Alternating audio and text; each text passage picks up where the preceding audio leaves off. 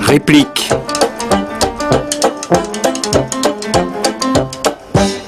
Alain Finkielkraut. Gilles Anquetil. Une émission de Noureddin Sanouni.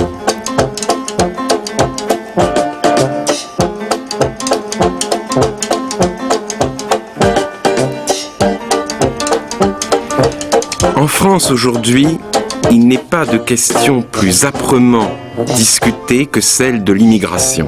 Ce problème se trouve au centre de la campagne législative qui s'ouvre ces jours-ci, mais il déborde le monde politique. Tout ce que la France compte d'autorité morale s'y trouve engagé.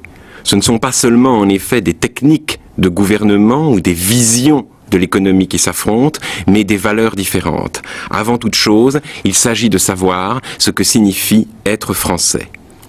Nous n'avons pas voulu édulcorer, esquiver ou noyer ce conflit dans le débat d'experts.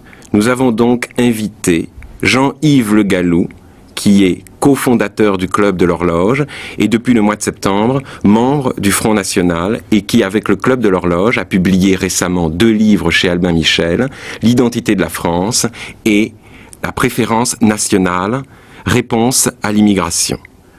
Nous avons invité également Julien Drey, qui fait partie des 12 personnes ayant fondé, il y a 1 an, rue Charles Martel à Paris, ce petit groupe qui s'appelle SOS Racisme et dont le slogan « Touche pas à mon pote » a depuis fait le tour de France et sert de signe de ralliement à l'antiracisme dans la France entière. Au simple énoncé de vos titres, messieurs, on perçoit d'emblée vos désaccords. Pour mieux les préciser, j'aimerais que vous répondiez l'un et l'autre à la même question toute simple. De quoi avez-vous peur, Jean-Yves Le Gallou? Bien, je crois que ce qui est en cause aujourd'hui, c'est l'identité nationale de la France. Et si l'immigration est au cœur du débat politique aujourd'hui, c'est parce que les Français l'ont voulu. Les citoyens français l'ont voulu, et si les citoyens français l'ont voulu, c'est parce qu'ils se sentent devenir étrangers dans leur propre pays. Et à partir de là, eh bien effectivement, il y a une réaction de défense. Et pourquoi cela se passe-t-il ainsi? Parce que la France subit depuis une dizaine d'années, une quinzaine d'années, une immigration massive, incontrôlée, qui vient de tous les pays du monde, du Maghreb bien sûr, mais aussi d'Afrique noire, mais aussi de Turquie, mais aussi du sous-continent indien, et que c'est une immigration qui vient en France, mais sans avoir la volonté de s'assimiler, ni de s'adapter vous dites à la vie française. Une immigration massive, mais depuis 1974, les frontières sont fermées. Oui, mais c'est le paradoxe. C'est que les frontières sont théoriquement fermées depuis 1974, mais que depuis 1974, ou plus exactement de 1974 à 1983, il y a eu en France au moins 2 millions d'étrangers nouveaux, 1 million par entrée régulière ou régularisée, je ne parle même pas là des clandestins, entrée régulière ou régularisée, et puis il y a eu, c'est la conséquence, je dirais naturelle, du regroupement familial, 1 million de naissances, avec notamment une explosion de la population scolaire étrangère, qui est passée de 550 000 dans les années 75 à près d'1 200 000, en tout cas plus d'1 100 000 aujourd'hui. Ce sont des chiffres là tout à fait incontestables. Mais le vrai débat, le débat fondamental, c'est celui de l'identité nationale. Et personnellement, la raison de mon engagement intellectuel et politique, c'est la défense de l'identité nationale. Julien Drey, de quoi avez-vous peur? En écoutant Monsieur Le Gallou, je comprends mieux de quoi j'ai peur. Et j'ai peur que le pays auquel j'appartiens, la terre sur laquelle je vis, la communauté dans laquelle j'exerce un certain nombre de responsabilités, ne soit pas capable de saisir la chance qui lui est offerte et, je dirais, d'être ce pays dynamique, ouvert, novateur, intelligent qu'il a été dans les grandes heures de son histoire. Et j'ai peur malheureusement que nous soyons amenés à revenir à des situations qui ont fait malheureusement les périodes les plus tristes de l'histoire française. Je crois effectivement qu'il y a une chance en France Cette chance, c'est la possibilité de montrer que la culture française est capable de s'enrichir par l'apport de populations étrangères, qu'elle est capable de créer un univers où chacun puisse s'exprimer en respectant son identité et à partir de là, de s'ouvrir à l'extérieur. Et j'ai peur effectivement à partir de là que nous soyons amenés à revenir en arrière, à introduire un certain nombre de mesures qui au point de départ sont des mesures pour protéger la société française et qui à partir de là mettent en cause l'ensemble de la structure de la société française, son fonctionnement démocratique, son dynamisme intellectuel et y compris sa place au niveau des échanges et du commerce international. Bien, alors je voudrais faire une toute petite remarque historique. Et je l'adresse d'abord à Jean-Yves Le Gallou. Dans les années 30, en France, on s'est beaucoup préoccupé de l'immigration. Dans les années 20, ça ne posait pas de problème, un peu comme aujourd'hui dans les années 60 et 70. La France avait été saignée par la guerre 14-18, on avait un besoin très fort de main-d'œuvre, et le racisme, la xénophobie ou l'antisémitisme ne se faisaient plus entendre. Dans les années 30, les choses ont repris précisément à cause de la crise, c'est-à-dire que chacun devenant le concurrent de l'autre, on a eu peur de cet afflux de population excédentaire. Et l'antisémitisme, qui s'était tout à fait éteint et qui semblait définitivement mort, a repris du poil de la bête. Et alors, on a défini, par exemple, lorsque les premiers juifs allemands sont arrivés en France, on a défini Paris, un journaliste a dit que Paris c'était devenu Canaan-sur-Seine. Giraudoux en 1938 a dit que la France était en proie à l'invasion des barbares. Et on a dit que l'identité nationale était extraordinairement menacée par cet afflux de populations étrangères, de gens qui étaient inassimilables. Aujourd'hui, plus personne, du moins je l'espère, ne dirait cela à propos des Juifs, et vous dites vous-même que les Européens ne posent pas de problème d'intégration. Mais, on l'a dit dans les années 30, est-ce que vous ne voyez pas, vous, entre la situation actuelle et celle qui prévalait dans les années 30, une analogie très forte? Jean-Yves Le Gallou. Non, je crois que si vous voulez, effectivement, un des arguments, l'argument analogique qui consiste à dire, finalement, la France est un pays d'intégration et même d'immigration, ce qui n'est pas tout à fait exact, et elle a accueilli des immigrés au 19e siècle et au 20e siècle pendant la période que vous signalez. Bon, je crois simplement que la situation aujourd'hui n'est pas du tout comparable, car vous l'avez dit d'ailleurs, les différences sont les suivantes. Vous aviez, je schématise bien sûr, car il faut donner les grands traits. Vous aviez une immigration d'origine européenne, généralement catholique, parfois juive effectivement, qui était en nombre limité, et de gens qui en général voulaient s'intégrer et avec une volonté d'intégration d'ailleurs de la part des Français. Aujourd'hui, nous avons une immigration massive, beaucoup plus nombreuse, généralement musulmane, ce qui crée un problème particulier, je crois qu'il faut le dire, et qui ne veulent pas s'intégrer. Et ce refus d'intégration, ce n'est pas moi qui le dis, d'où je me situe intellectuellement et politiquement, parce que sur ce plan-là, je dirais que tout le monde est à peu près d'accord, et si vous regardez le livre de Bernard Stasi ou de Françoise Gaspard, ils notent que le modèle d'intégration ne fonctionne plus. C'est ça la différence capitale par rapport au passé, et à partir de là, si vous voulez, je suis d'accord sur cette partie du diagnostic avec Françoise Gaspard et Bernard Stasi. Je ne suis pas d'accord sur les conclusions qu'ils tirent, et puisque celles que je tire sont différentes. Mais l'analogie, à mon avis, ne fonctionne pas. Julien Drey, vous êtes d'accord sur le fait que le problème, c'est celui des populations musulmanes? Je crois effectivement que la question centrale pour Monsieur Le Gallou, en lisant son livre et en écoutant ce que dit le Front National, c'est pas la question de l'immigration, c'est fondamentalement une peur de hordes barbares venues d'Afrique et qui sont en train de déferler sur la France. Quand j'ai lu le livre de Monsieur... Les mots en question, là, sont les vôtres. Oui, ce sont les miens, mais il faut que les choses soient bien précisées. C'est le sentiment que j'ai eu en lisant votre livre. Je dirais d'un certain point de vue que j'avais l'impression de la personne qui veut se barricader, qui ferme les fenêtres, qui ferme toutes les portes à double tour, parce qu'elle s'apprête à voir un ouragan s'abattre sur sa maison. Et je crois que c'est pas du tout cette situation-là. Et je voudrais vous faire une remarque et une comparaison. Dans votre livre, parce que c'est ça la question essentielle, vous pensez que l'islam ne permet pas l'intégration de la communauté musulmane en France parce que l'islam est contradictoire avec notre civilisation européenne. Et vous êtes en contradiction de ce point de vue-là avec ce que disait monsieur Jean-Marie Le Pen. Et je voudrais faire deux citations si vous me le permettez. Vous dites dans votre livre à la page 54, l'islam est incompatible aussi bien avec une conception chrétienne du monde, car les deux religions s'excluent mutuellement, qu'avec une vision laïque des rapports entre la religion et l'État. Et monsieur Jean-Marie Le Pen, parce que qui n'a pas de passé n'a pas d'avenir, comme dirait l'autre, dit lui, le 29 janvier 1958, j'affirme que dans la religion musulmane, rien ne s'oppose, au point de vue moral, à faire du croyant ou du pratiquant musulman un citoyen français complet.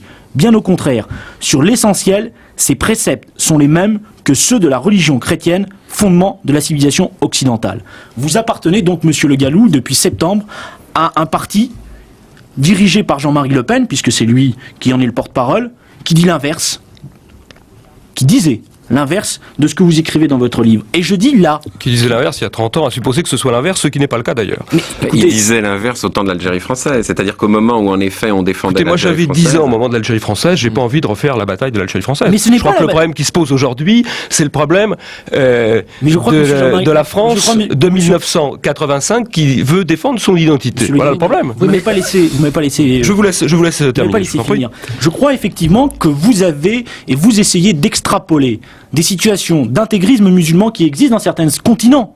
Vous essayez de caricaturer cela et en ne comprenant pas la réalité de l'immigration en France. Il y a par exemple toute une génération aujourd'hui qui s'identifie à la communauté française. Ce qu'on appelle la génération des beurs, et que vous critiquez violemment en disant ce verlan, cet appauvrissement de la culture française, ce sont des jeunes aujourd'hui qui cherchent leur intégration dans la société française. Que les modèles passés d'intégration ne jouent pas de la même manière, c'est possible, mais justement la force de la société française, ce doit être aujourd'hui d'être capable d'intégrer ces jeunes qui recherchent leur identification dans la société française et qui reconnaissent eux-mêmes qu'ils n'ont pas la possibilité de retourner dans leur pays et qui, lorsqu'ils retournent en Algérie par exemple, ne se sentent plus chez eux. Donc ils se sentent aujourd'hui partie prenante dans leur mode d'existence de la société française. C'est de ce point de vue-là que je conteste par exemple les projections faites dans le Figaro sur un exemple, sur les questions d'extrapolation sur le comportement des femmes maghrébines, qui sont réduites d'ailleurs à des poules pondeuses dans les extrapolations du Figaro Magazine. Si on prend le comportement des jeunes filles maghrébines, elles s'identifient aujourd'hui à des femmes occidentales, dans leur comportement, y compris dans leur rapport aux moyens contraceptifs, dans leur mode d'existence, dans leur volonté d'indépendance par rapport à leur milieu familial. Donc il y a une recherche d'identification à la société française. Il faut donc, de notre point de vue, non pas avoir une attitude fragile, essayer de se protéger, mais avoir une attitude offensive à l'égard de cette population, c'est-à-dire lui créer effectivement un cadre où elle puisse se reconnaître en respectant son apport et ce qu'elle peut apporter à la société française. Et je crois qu'elle apporte quelque chose comme d'autres populations immigrées ont apporté, des savants, des intellectuels, des footballeurs, etc., etc. Et vous connaissez comme moi la longue litanie de tout ce que la société française contient comme immigrés qui lui ont servi à se développer. Jean-Yves Le Gallou. Oui, mais le problème qui se pose, c'est celui, effectivement, de la volonté d'assimilation et la volonté d'être assimilé. Bon, ceux qui, dans la communauté étrangère, souhaitent devenir français ont la possibilité de le faire, notamment par la procédure de la naturalisation. Moi, ce que je mets en cause, pas du tout, ce que je mets en cause, c'est le refus d'assimilation. Et ce qui aggrave le refus d'assimilation, ce qui rend les problèmes difficiles, c'est que l'immigration continue d'arriver. Et quand, chaque jour, il arrive de nouveaux étrangers en France, eh bien, c'est rendre de plus en plus difficile, voire rendre impossible l'assimilation. C'est ça qui est en cause. Quant à l'enquête du Figaro Magazine, je ferai juste une remarque. Le Figaro Magazine a posé la question serons-nous encore français en 2015 ? Ce qui me paraît une bonne question, un peu provocante, mais une bonne question. Mais tout le monde a protesté, enfin tout le monde dans certains milieu de ce que j'appelle le prêt-à-penser a protesté, mais quand M. Chevènement a déclaré « Moi, ce qui m'intéresse à Aix-en-Provence le 2 ou 3 mai dernier, moi, ce qui m'intéresse, ce n'est pas de préparer l'identité nationale d'aujourd'hui, c'est de préparer l'identité nationale de la France en 2085, qui sera à forte composante arabo-musulmane ». C'était finalement la même chose que ce que craignait le Figaro Magazine. Personne n'a protesté, simplement parce que M. Chevènement trouvait ça très bien. Bon, alors, mais pourtant, M. Chevènement a dit cela. Mais justement, à propos de ce problème de l'assimilation qui est à l'ordre du jour, on n'a pas l'impression que, par exemple, les immigrés actuellement sont posés dans une situation insoluble. En même temps, on leur dit, il y a l'injonction le type double bind, vous savez, la double contrainte dont parle Bateson. C'est-à-dire une double injonction où il y a une contradiction dedans. La première dit « assimile-toi ». Si tu veux devenir républicain, français, assimile-toi. Mais en même temps, on lui dit, mais tu ne peux pas t'assimiler. Parce que ta culture est différente, parce que tu appartiens à une ère géographique différente, parce que ta peau est différente, et parce que ta religion est différente.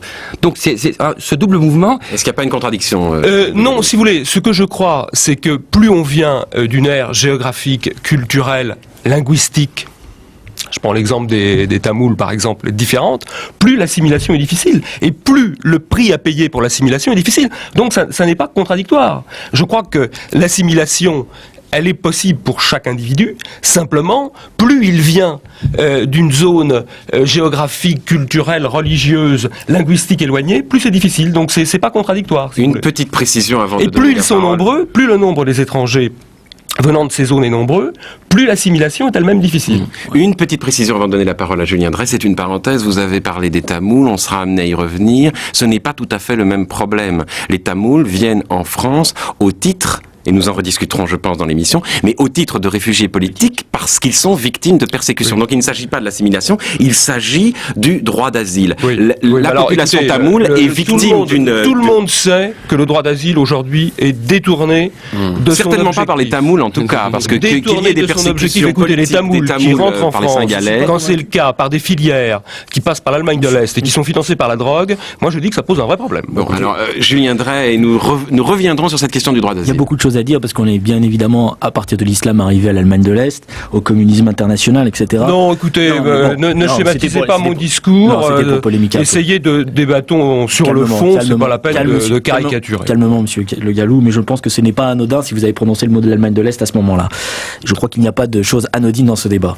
Bien, mais c'est un fait. Je voudrais juste d'abord premièrement contester un fait qui est contestable, qui est contesté, qui est remis en cause par tout le monde, c'est cette vision que la filière de l'immigration continue, que le robinet n'est pas fermé, que les vagues successives se déferlent sur la société française. Ce n'est pas vrai, vous le savez. 70% de la population immigrée aujourd'hui présente est là depuis plus de 10 ans. C'est un chiffre que vous ne pouvez pas contester, qui n'a pas été contesté. Mais non, monsieur. Mais alors il faudrait que vous contestiez. Si vous voulez qu'on fasse le débat des chiffres, moi je veux bien. On avait Monsieur Le Gallou, s'il vous plaît, je ne vous ai pas interrompu tout à l'heure. Laissez-moi finir. Sinon, j'arriverai pas à m'en sortir et à faire ma démonstration. Voilà, exactement. Moi, pas du tout. Bon, moi non plus. Alors moi, je suis pas candidat à rien du tout. Alors, je voudrais juste pouvoir finir ma démonstration. Premièrement, je conteste ce robinet qui n'est pas fermé et je vous dis que ce n'est pas vrai. Il y a effectivement une immigration, mais un flux migratoire qui est extrêmement limité. Ça, c'est la première chose. La deuxième question. Je dis que ce que vous dites, par exemple, lorsque vous dites serons-nous français en 2015, c'est la même question qu'on aurait pu se poser en 1940. Ah oui, effectivement, les Allemands étaient là, donc voilà. On pouvait effectivement se poser la question en 1940, ça je suis d'accord avec vous.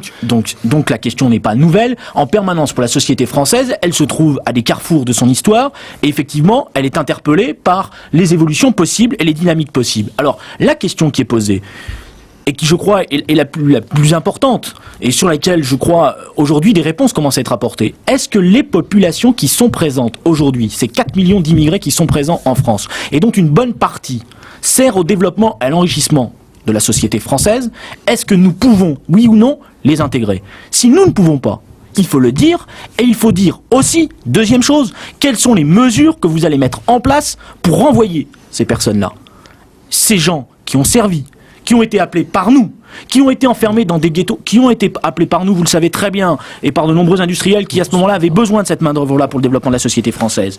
Bon, et qui ont été parqués dans des ghettos. Monsieur Pierre Fitt, dans le débat avec Armand Désir, le reconnaissait lui-même, il disait, lorsque nous avons fait venir ces immigrés, nous n'avons pas toujours su mettre en place des conditions d'accueil favorables. C'est-à-dire que ceux qui ont créé les ghettos, aujourd'hui dénoncent les ghettos. Eh ben, je dis non. Je dis la responsabilité de ceux qui ont fait venir cette population, qui l'ont installée, qui l'ont déracinée. C'est justement d'être capable de faire ce geste de générosité et de leur donner leur place dans la société française, comme le dit d'ailleurs très bien Jean-Marie Le Pen, parce que je pense que c'est une bonne référence. Qu'est-ce qu'il disait encore en 58 ? Ce qu'il faut dire aux Algériens, si nous voulons en faire des Français, ce n'est pas qu'ils ont besoin de la France, mais que la France a besoin d'eux. C'est qu'ils ne sont pas un fardeau, ou qu'ils le sont pour l'instant, ils seront au contraire la partie dynamique et le sang jeune d'une nation française dans laquelle nous les aurons intégrés. Et ben voilà la voie qu'il faut prendre. Monsieur Jean-Marie Le Pen, à l'époque, avait une certaine sagesse, qui visiblement, lui, il a connu un processus inverse. On dit en général qu'en vieillissant, on connaît des processus de sagesse, mais visiblement, lui, a perdu sa sagesse.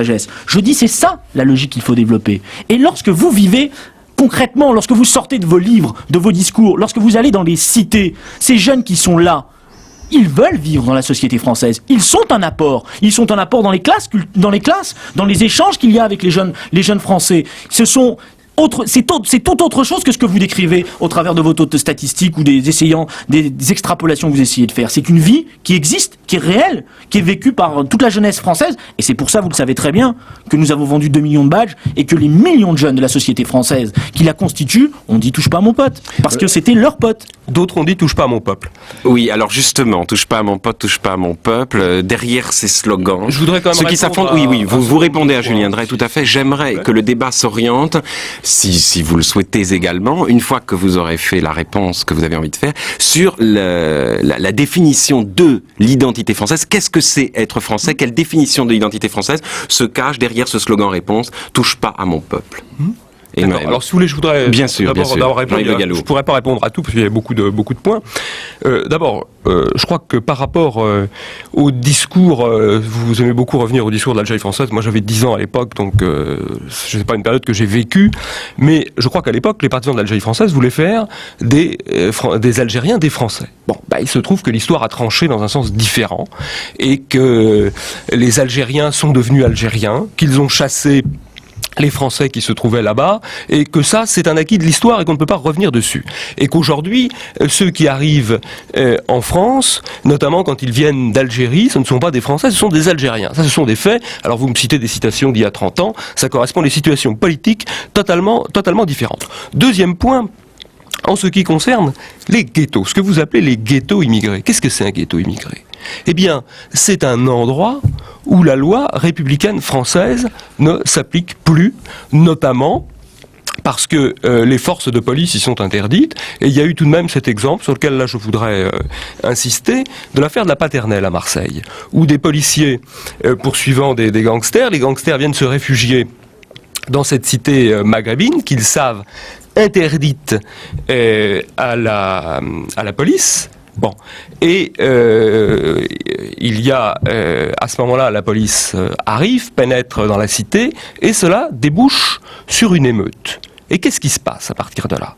Il se passe quelque chose de très grave, car que fait le préfet de la région de Marseille ? Il négocie avec les émeutiers. Mais qui prend-il pour négocier ? Il prend l'amicale des Algériens en France et le consul général d'Algérie à Marseille. Et on voit donc un gouvernement, ce qui est quand même une situation fabuleuse, on voit donc un gouvernement négocier avec un pays, les représentants d'un pays étranger, pour des événements qui se situent sur son territoire et qui... Et c'est là le point peut-être encore le plus scandaleux, des événements qui se situent sur son territoire et qui concernent pour partie des gens qui sont ses ressortissants, puisqu'une partie de la population maghrébine de la Paternelle, notamment les jeunes de la seconde génération, a la nationalité française, en même temps d'ailleurs qu'elle a la nationalité algérienne, car nous sommes là dans le problème des binationaux. Eh bien, je dis qu'il y a là quelque chose qui prouve que cela ne va pas, et je dis qu'il y a là une atteinte à la souveraineté française, puisque la loi de la République ne s'applique plus sur tout le territoire du pays et qu'il faut dans certains cas négocier avec des autorités étrangères, ce que je trouve pour ma part parfaitement inadmissible. Et je voudrais quand même que vous mettez Alors j'y viendrai, oui. La première remarque, c'est sur le passé. Vous savez, monsieur Le Gallou, je pense que votre formation intellectuelle vous permet de savoir qu'on ne peut pas tirer un trait sur le passé, qu'il est important, qu'il est une référence. Ce n'est pas moi qui vais vous donner des leçons là-dessus. Donc, je crois une chose. À l'époque, au moment de l'Algérie française, l'islam n'était pas un obstacle pour faire de ses citoyens musulmans des citoyens français. Pourquoi ça le serait aujourd'hui ? C'est la première question. Et la deuxième question, vous me parlez des ghettos immigrés où la loi de la République ne s'applique plus. il y a effectivement des situations difficiles dans la société française. Je n'ai pas dit que tout était bien. Est-ce que je vous ai dit que tout était magnifique, mirobolant et que nous vivions bien? Je dis il faut mettre en place une dynamique qui justement casse cette logique de ghetto et permette effectivement que chacun soit considéré, traité comme il le doit, c'est-à-dire avec tous ses droits et ses devoirs. Nous ne sommes pas dans cette situation-là. Mais qui a créé cette situation? C'est les gouvernements précédents. Mais les gouvernements précédents ont des responsabilités, c'est l'évidence. C'est clair. Alors, donc, la question, ce n'est pas de dire la question qui est posée, c'est de créer des conditions de logement décents pour l'ensemble de ces populations, mettre en place des systèmes de relogement, où effectivement, on n'est pas des replis sur soi de ces communautés. Donc, c'est une politique d'accueil, d'intégration et d'assimilation, évidemment, qui est posée de ce point de vue-là. Et pas ce que vous proposez, c'est-à-dire une multiplication des contrôles policiers. Je voudrais que vous répondiez. Oui, je voudrais répondre. Que vous répondiez, mais que vous essayez de dire également ce que vous entendez, vous, sous le sigle d'identité française. Qu'est-ce que c'est être français? Je voudrais répondre à cette question après. Oui, voilà. Je voudrais que le débat s'oriente sur ce problème. Bien, en ce qui concerne l'islam, je crois qu'il y a effectivement deux lectures possibles de l'islam. Simplement, je constate que la lecture dominante aujourd'hui dans le monde, et je crains malheureusement, y compris en France, ce soit une lecture qui s'oriente vers une lecture plutôt fondamentaliste, plutôt intégriste, et que ça pose de réels problèmes. Ça c'est le premier point. Le deuxième point, sur l'intégration des Algériens. Je crois que l'histoire a tranché 3 fois. Bien. La première fois, en 1870 ou 1871, avec le décret Crémieux, quand la citoyenneté a été donnée aux Juifs d'Afrique du Nord, mais qu'elle n'a pas été donnée aux musulmans d'Afrique du Nord. C'était la première fois où elle a été tranchée. La deuxième fois, je termine. Je réponds au décret Crémieux parce que je le connais bien. Bon, pour en avoir bénéficié. La deuxième chose, c'est lorsque le mouvement de revendication algérienne est née dans les années 30. Et il y a eu l'option de savoir si c'était une revendication pour la citoyenneté ou une revendication pour la nationalité. Et ce qui l'a emporté, historiquement, c'est la revendication pour la nationalité, ce qui fait d'ailleurs que le Parti communiste algérien, qui revendiquait lui la citoyenneté, a été assez largement marginalisé, et qu'il le reste encore aujourd'hui en Algérie. Et le troisième moment, si vous voulez, où l'histoire a tranché, c'est avec la guerre d'Algérie, la fin de l'Algérie française, où effectivement les partisans de l'Algérie française, les partisans de l'OS, défendaient l'intégration des musulmans. Eh bien, l'histoire a tranché 3 fois. Et je crois qu'on ne peut pas revenir là-dessus. Et vous voyez, j'ai pris 3 époques différentes, 3 situations différentes, 3 politiques différentes. Voilà. Et je crois que cela s'impose à nous, de même qu'aujourd'hui, je suis au regret de constater qu'à partir du moment où les cités maghrébines se ferment, ne serait-ce qu'à la loi française, ce qui est le cas, eh bien, je dis qu'on voit là un 4e exemple de non-fonctionnement d'intégration. Alors, vous me posez maintenant la question... Qu'est-ce que c'est pour moi que la France, en quelque sorte? Oui, c'est ça. Alors, c'est la question la plus difficile, c'est l'évidence. Eh bien, je vais essayer d'y répondre très, très rapidement.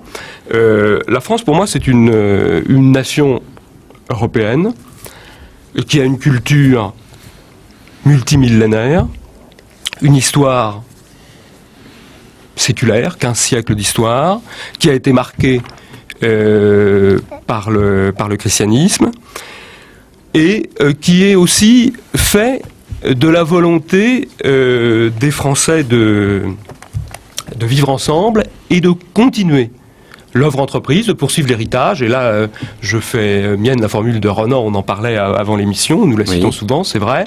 Une nation, c'est avoir fait de grandes choses ensemble et vouloir en faire encore. Et le plébiscite de tous les jours. C'est un plébiscite de tous les jours, voilà. Enfin, voilà tout, la France, c'est tout cela. La citation exacte même, oui, la nation est une âme, un principe spirituel, avoir des gloires communes dans le passé, une volonté commune dans le présent, avoir fait des grandes choses ensemble, vouloir en faire encore. Ouais. Voici les conditions essentielles pour être un peuple.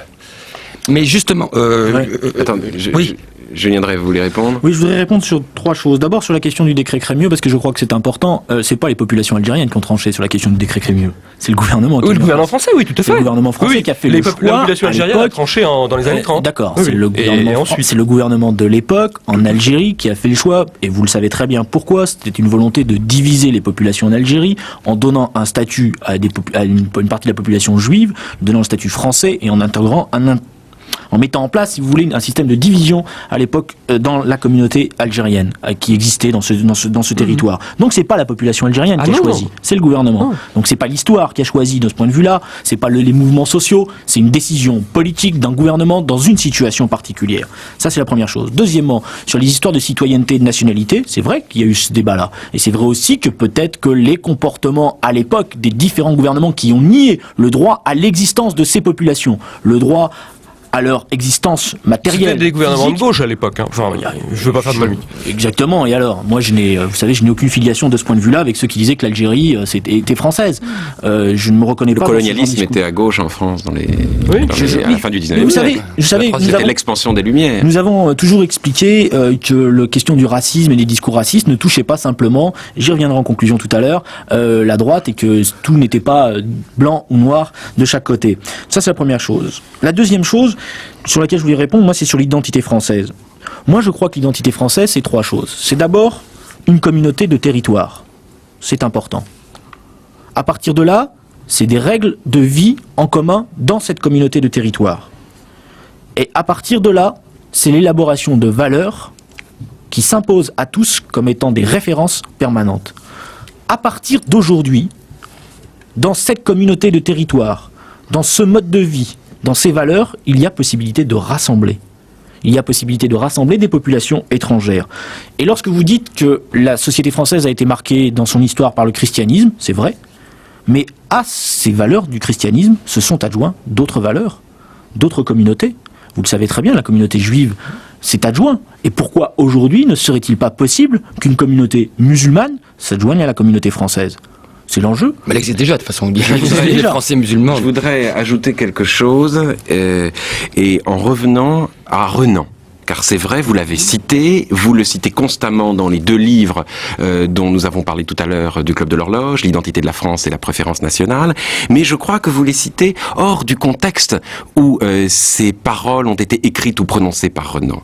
Renan a parlé ainsi après la perte de l'Alsace-Lorraine, et à un moment où les Allemands revendiquaient pour eux ces 2 territoires au nom, disait-il, de l'appartenance culturelle des Alsaciens et des Lorrains à l'ère, à la civilisation allemande. Et Renan a dit, effectivement, ils parlent allemand, effectivement, ils sont peut-être de culture ou de race allemande. À cette époque, les 2 termes valaient l'un pour l'autre, mais cela n'a pas d'importance parce que ce qui compte, c'est la volonté. Autrement dit, il ne faut pas définir la France par un déterminisme culturel quel qu'il soit, il faut la définir par la liberté des individus vis-à-vis de leur identité collective. Et Renan, là, se référait à une définition de la France qui existe depuis assez longtemps, qui existe depuis la Révolution. Ce qui fait la France, c'est le rassemblement d'un certain nombre d'individus autour de valeurs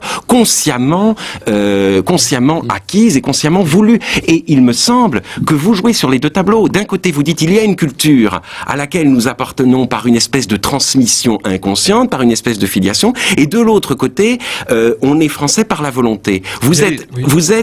Et je crois qu'il faut choisir entre ces 2 définitions de l'identité française parce qu'elles se réfèrent vraiment à des valeurs, à des anthropologies complètement différentes. Jean-Yves Le Gallou. Oui, je crois qu'elles ne sont pas contradictoires, elles se complètent. Et d'ailleurs, si vous lisez tout le texte de Renan, que vous avez lu, Qu'est-ce qu'une nation ? C'est un texte extrêmement subtil et qui pose quand même tous les problèmes de ces appartenances culturelles. Avant de trancher en disant finalement c'est la volonté. J'observe quand même, et ça n'est pas contradictoire avec mon discours, que je vous ai défini la France comme une nation européenne, que en ce qui concerne l'Alsace-Lorraine, c'était un pays, c'est toujours d'ailleurs un pays culturellement charnière entre deux pays européens. Et donc, il n'y a pas le même type de contradiction que quand on passe à des pays d'origine extra-européenne. J'ajoute une chose, en ce qui concerne l'Alsace et Lorraine, effectivement, la manifestation de volonté d'être français a été historiquement patente.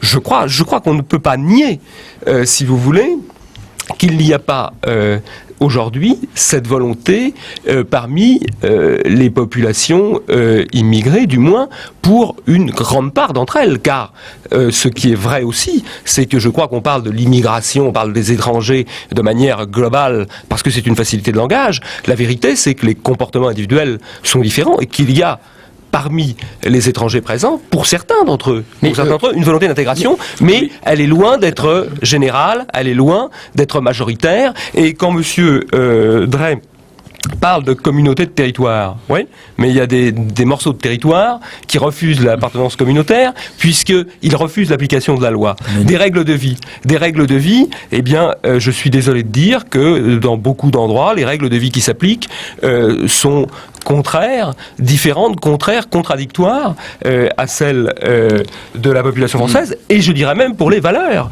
car la conception de la femme dans l'islam est quand même tout à fait différente de celle auxquelles nous sommes, je dirais, légitimement habitués. Et donc je crois qu'il n'y a pas, dans beaucoup de ces communautés étrangères, il n'y a pas de communauté de territoire, le territoire en l'occurrence dans le territoire français, il faut quand même pas l'oublier, communauté de règles de vie, ni communauté de valeurs. Je viendrai. Et j'ajoute qu'il manque une chose dans votre discours, et je vous cède la parole tout de même, c'est l'histoire. Oui, sur trois choses. D'abord, premièrement, une remarque. Vous y pouvez rien, mais on ne choisit pas d'être français. Le spermatozoïde qui on est permet... français, oui. Voilà, oui. On est français. Vous ne choisissez pas d'être français. On est français et on le devient aussi par l'éducation, la culture, la transmission. Au point de départ, vous m'excuserez, Monsieur Le Gallou, mais c'est malheureusement la génétique. C'est l'accident de la nuit. Voilà, c'est l'accident de la nuit. Alors donc, on ne choisit pas d'être français, on est français. Point à la ligne. Et ça s'impose à vous d'un certain point de vue à partir du moment où un certain nombre de processus génétiques sont en cours. Ça, c'est une première chose. Donc, on ne peut pas expliquer cette histoire par la volonté. Au point de départ, c'est pas la volonté. C'est un certain nombre de processus. Ça, c'est une première chose. Deuxième chose, c'est sur les histoires de communauté. Et d'abord sur la question de l'histoire, je voudrais revenir. Oui, c'est vrai. L'histoire, c'est une valeur, c'est une référence permanente. Et c'est une identification à partir de là, incontestablement. Mais aujourd'hui, il y a une partie d'histoire commune. À partir du moment où des jeunes naissent sur le territoire français, ils vivent déjà toute leur jeunesse, ils ont incontestablement, au point de départ déjà, un début d'identification à cette histoire. Que cela ne soit pas total, je vais y revenir tout à l'heure. Pourquoi, d'après moi, cela n'est pas total et pourquoi les processus sont difficiles aujourd'hui. Je vais y revenir. Mais il y a inévitablement un début d'identification. Ça, c'est la deuxième chose. La troisième chose, c'est sur les histoires de communautés, de territoires, les refus de la loi et les modes de vie. Alors, sur les refus de la loi, vous m'excuserez, mais je pense que là, vous extrapolez. Parce que, pour l'instant, j'ai pas l'impression que les populations maghrébines refusent la loi. J'ai plutôt l'impression que c'est une loi qui s'applique de manière draconienne, avec des délits de faciès. Baladez-vous, comme moi, vers 20h dans le métro, et vous verrez que vous n'aurez aucun problème. Mais si par malheur, vous avez, vous êtes, disons, je dirais, crépu et au faciès un peu basané, vous verrez à ce moment-là comment la loi s'applique avec vous. Donc je pense pas. Écoutez, monsieur Le Gallou, c'est un tout autre débat. Je crois effectivement qu'il n'y a pas de refus. Je crois par contre qu'il y a une application différente de la loi de ce point de vue-là, et donc il y a des réactions de crispation. Parce qu'il y a effectivement un comportement du point de vue des autorités publiques qui est marqué et empreint d'un certain comportement raciste, avec des présomptions quand on est immigré et basané dans la société française. Ça, c'est incontestable. Non, mais ça renvoie au problème de la délinquance. J'ai pas fini. Deuxième question, deuxième chose sur les modes de vie. Je m'excuse, mais du point de vue des modes de vie, par exemple, si on prend les communautés indo-chinoises, elles ont aussi leur propre mode de vie. Et puis dans les discours que j'entends de Jean-Marie Le Pen sur les odeurs culinaires, etc., vous savez comme moi qu'il y a des modes de vie spécifiques à la communauté indo-chinoise. Or, ça se passe bien avec la communauté indo-chinoise. Donc ça doit aussi bien se passer. Et je vais vous raconter une petite histoire. Moi, quand je suis arrivé, je suis un Français venu d'Algérie dans les années 60, et j'ai vécu dans un HLM qui était un peu bariolé. À l'étage, au rez-de-chaussée, il y avait une famille maghrébine. Le premier étage, il y avait une famille indo-chinoise. Et puis au troisième étage, il y avait ma famille. Au quatrième étage, il y avait une famille française, je dirais de souche, dans la mesure où c'était des gens qui étaient nés et qui vivaient depuis très longtemps dans la société française. Tout ça s'est très bien passé de manière très conviviale. Et nous avons gardé des relations d'amitié, de fraternité, de communauté, d'identification totale. C'était permis. Et les cultures différentes qui existaient au point de départ se sont très bien mélangées et ont été un véritable enrichissement. Donc ce qui a été possible dans ce petit HLM est d'après moi possible dans toute la société française. Oui, mais malheureusement, l'expérience prouve à Gennevilliers, à Garges-les-Gonesse ou ailleurs que ça se passe plus de manière conviviale. Mais Jean-Yves Le Gallou, c'est peut-être dommage, mais c'est comme ça, c'est un fait. Dans ce débat insistant, passionnel, sur l'immigration, en fait, on a l'impression que la question centrale, c'est qui sommes-nous, et en même temps, on dit très bien qui est français et qui est immigré. Dans la mesure aussi, quand on parle des immigrés, on sait très bien quand même. On tire tout de suite vers les étrangers en général, entre le harki, le travailleur antillais, le réfugié politique, enfin, l'amalgame est fait. Ouais. Mais ce qui m'étonne, c'est que vous ne parlez pas d'un fait, c'est que, il y a le problème de l'immigration. Mais en dehors de ça, quelque chose d'autre se joue. Des fantasmes, des peurs paniques, des choses plus profondes. Même vous, quand vous parlez que l'identité française est en péril, comme si quelque chose dans ce chef-d'œuvre qui serait l'identité française était menacé. C'est pas mal l'identité française. Non, mais c'est quelque chose qui mérite. C'est cette notion de peur et de mise en péril. Attendez, c'est quelque chose qui mérite d'être défendu, Jean-Yves Le Gallou. Moi, je suis tout à fait d'accord avec vous là-dessus. Oui. C'est quelque chose qui mérite d'être défendu, mais qu'est-ce qui mérite d'être défendu dans l'identité française ? N'est-ce pas précisément cette volonté constante de définir la nation comme l'ouvrage des individus, comme un accord entre individus, cette volonté qui a été spécifiquement française de ne pas succomber à ce nationalisme organique qui fait des individus les fragments d'un être collectif qui se trouve situé au-dessus d'eux. Or, à mon avis, c'est vous qui risquez de mettre cette identité française en péril parce que vous avez une vision totalisante de la nation et vous faites de l'individu une émanation de cette culture qui lui serait transmise par des voies obscures. Alors, encore une fois, il faut s'entendre sur ce qu'il y a à défendre. Oui, alors, je voudrais revenir un petit peu en arrière et nous amener à réfléchir sur la raison pourquoi on débat aujourd'hui ensemble. Je crois que si on débat aujourd'hui ensemble, c'est pas uniquement parce qu'on mène des actions ou qu'on publie des livres, c'est parce que ce débat, il a été posé publiquement par le peuple français. Si on débat de cela aujourd'hui, c'est le peuple français qui l'a voulu, qui l'a exprimé de différentes manières, y compris par les urnes. Non, il n'est pas contact. Non, je veux dire, le peuple français, les électeurs, si vous voulez, les citoyens qui, d'une manière ou d'une autre, ont dit, voilà, nous voulons qu'on débatte de ce problème, car, et là je critiquerai un propos de Monsieur Drey, car c'est un enjeu de société, et si c'est un enjeu de société, ce doit être un enjeu électoral. Et c'est pour cela qu'on débat de cela. Et pourquoi on débat cela ? Parce que les Français, beaucoup de Français, peut-être pas tous, beaucoup de Français se sentent devenir étrangers chez eux, je l'ai dit au départ, je le redis, car je crois que tant qu'on n'aura pas compris cela, on n'aura pas vraiment compris le problème, on n'aura pas vraiment compris pourquoi nous sommes amenés à débattre de cela. Bien, Julien Drey, vous répondez, l'émission est en train de se terminer, je vous le signale à l'un et à l'autre. Oui, Comme dirait une amie à moi, bien sûr, en vous écoutant, tout est simple. Le peuple français l'a voulu, c'est pas vrai. Vous le savez très bien. Il a posé le problème. Il a voulu que le problème soit posé. Monsieur Le Gallou, s'il vous plaît, je ne vous ai pas interrompu. Bon, alors, le peuple français l'a pas voulu. C'est un certain nombre de dirigeants politiques qui ont introduit ce débat-là dans la société française en ressortant un ensemble de fantasmes et en étant incapables d'être des véritables chefs de la société française. Ils se sont soumis à des pulsions. Mais le chef de la société française, c'est le peuple. Mais non, s'il vous plaît, il y a un certain nombre de responsables qui, à partir de là, indiquent des voies, sont la conscience de la société. Et c'est ces responsables-là qui n'ont pas assumé leur rôle dans la société française et qui ont joué avec des fantasmes, avec des réflexes. Au lieu de donner une politique dynamique d'intégration et d'assimilation, ils ont joué. Et ils sont contre leur propre jeunesse qui, elle, s'est exprimée au travers de SOS Racisme et qui interpelle l'ensemble de la classe politique et lui montre une autre voie. Mais vous n'avez pas le monopole de la jeunesse, monsieur Julien Drey. Je n'ai pas le monopole de la jeunesse, mais je pense qu'elle nous a écoutés, qu'elle va nous écouter encore et elle l'exprimera le 7 décembre dans la rue. Elle écoute aussi les forces que je représente présente ici. Bien, eh bien nous sommes obligés de nous arrêter là. Je voudrais signaler l'existence d'autres livres. J'ai parlé de l'identité de la France et de la préférence nationale, les 2 livres publiés sous l'égide du Club de l'Horloge chez Albin Michel. Le livre d'Harlem Désir, Touche pas à mon pote, vient de paraître chez Grasset, et de même le colloque qui s'est tenu sous l'égide d'Espace 89, l'identité française, est paru aux éditions Tierce, une autre vision de l'identité que celle qui est développée par le Club de l'Horloge. Samedi prochain, le débat portera sur Rousseau, à chacun son Rousseau. Il opposera Jean-Marie Benoît et Jacques Julliard.